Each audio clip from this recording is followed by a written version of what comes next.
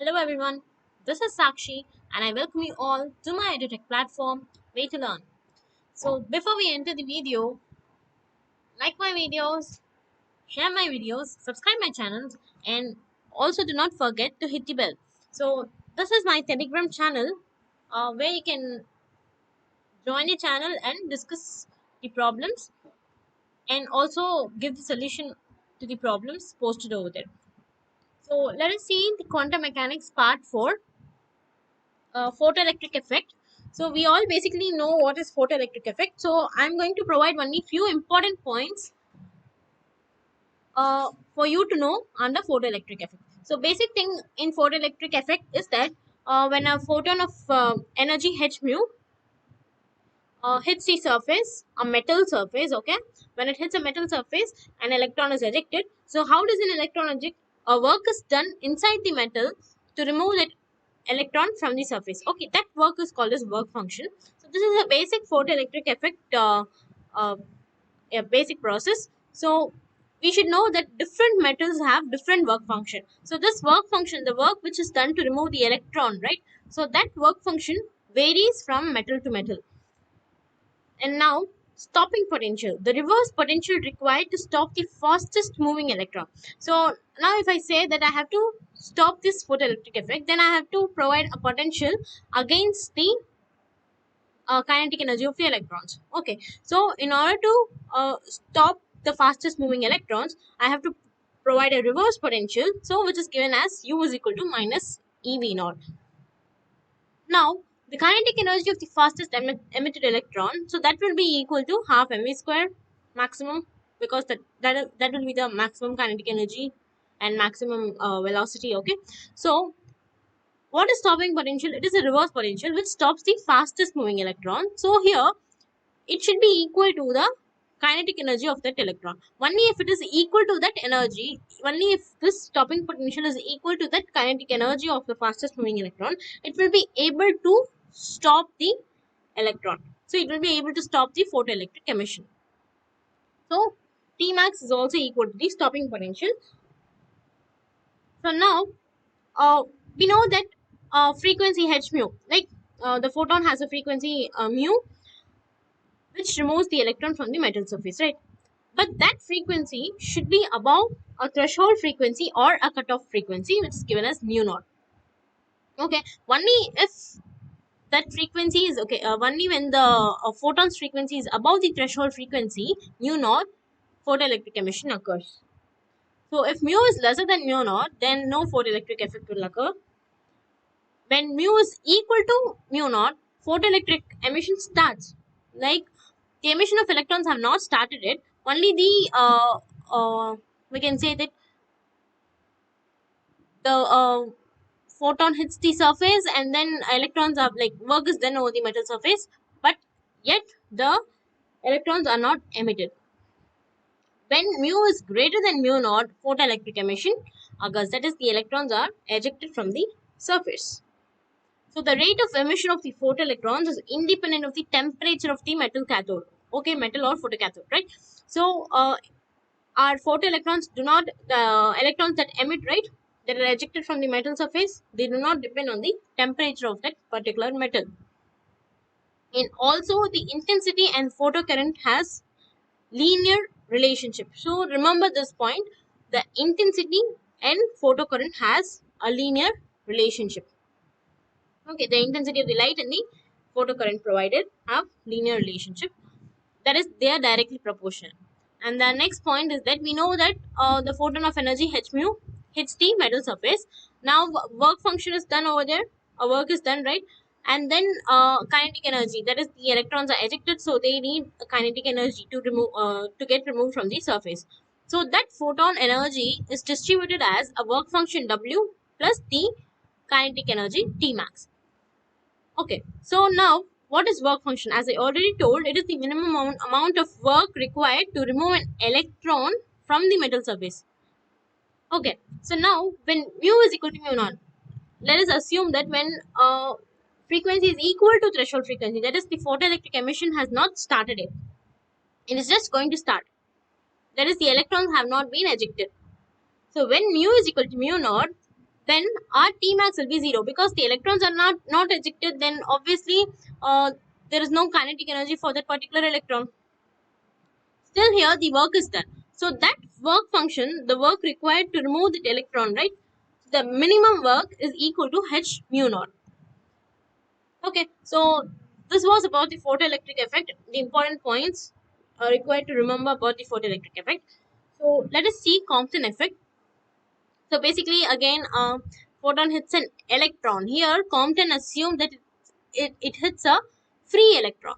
Okay, and then gets scattered. One of the important phenomena of quantum mechanics.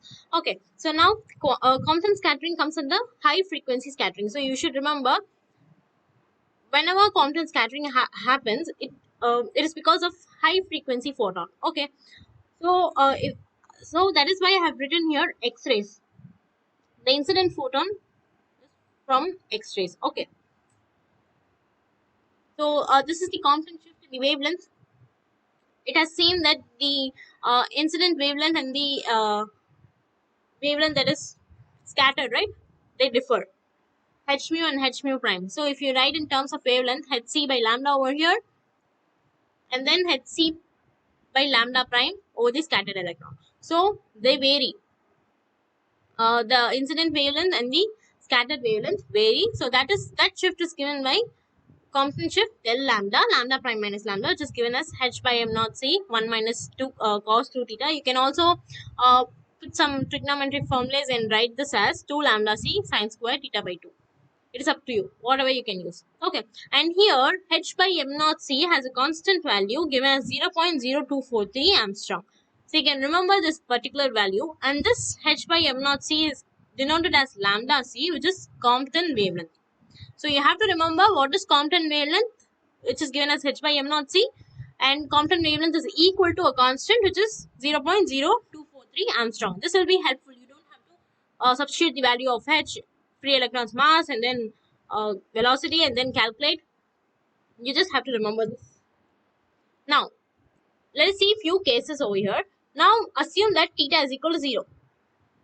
Okay, that is, there is no angle formed during the scattered wavelength. Like the photon has incident on, okay, photon hits an electron, and then the electrons move forward.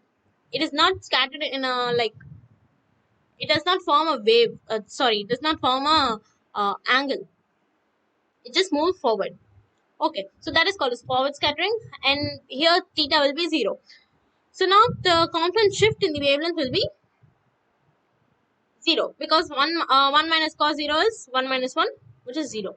Okay, now if I say that lambda prime minus lambda is 0, then my incident wavelength and the scattered wavelength will be equal. So therefore, frequencies will also be equal.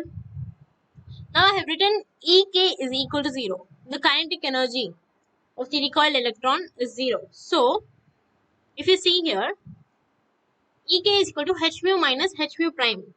Okay, so the kinetic energy of the recoil electron is given as the difference in the incident photons energy and then scattered photons energy. Okay, scattered electrons energy. So that is the kinetic energy. Now when I say for forward scattering, there is no recoil electron, hence because the electron just moves forward, there is no angle formed, hence there is no recoil electron. Therefore the kinetic energy of the recoil electron will be 0. So we can just mathematically say that when mu is equal to mu prime, Ek is directly equal to 0. Right? Let us see the second case when theta is equal to 90 degree. Now the angle formed is 90 degree. So here our Compton shift will be equal to the Compton wavelength. Okay, just remember this.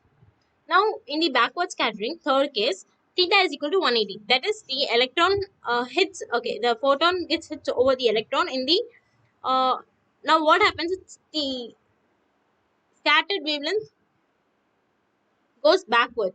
Okay, that is forms a angle of 180 degree. So Compton shift will be equal to 1 minus cos 180, which is 1 minus of minus 1, which is 2 lambda c. 2 lambda c is 2 into h by m naught c.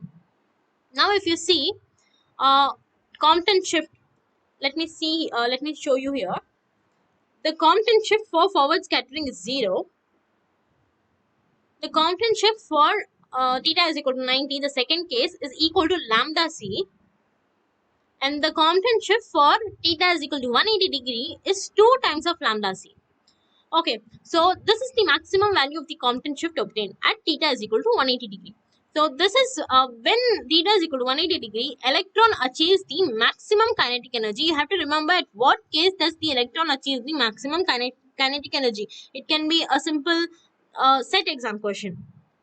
Okay, so when theta is equal to 180, the Compton shift is equal to twice the Compton wavelength, and that is the maximum value of the Compton shift, and that is when the electron achieves the maximum kinetic energy. Now, these are few relation between mu and mu prime. In case if it is required, you can just remember them. Ratio of incident and then scattered frequency, and then energy of the scattered photon is given as E prime is equal to H mu prime. You can directly use this E prime is equal to H mu prime formula in order to find the energy of the scattered photon. So these are few important points for Compton effect and the photoelectric effect. So I hope this video is very much helpful for you. You just recall few basics of quantum, because we always start with the Schrodinger equation, the probability, normalization. We forget the first few topics of quantum mechanics. So these are first few basic topics of quantum mechanics required in order to solve, like, they can be problems like in the last video you have seen problems from black body radiation. Similarly, you can get problems from photoelectric effect and Compton effect. So these are the basic things. So we'll also finish few basic things like group velocity, phase velocity, and then Heisenberg uncertainty principle. So like basic introduction parts of quantum mechanics, and then we'll go for the normalization, probability finding, the energy of 1D, 2D, 3D boxes, LHOs, everything.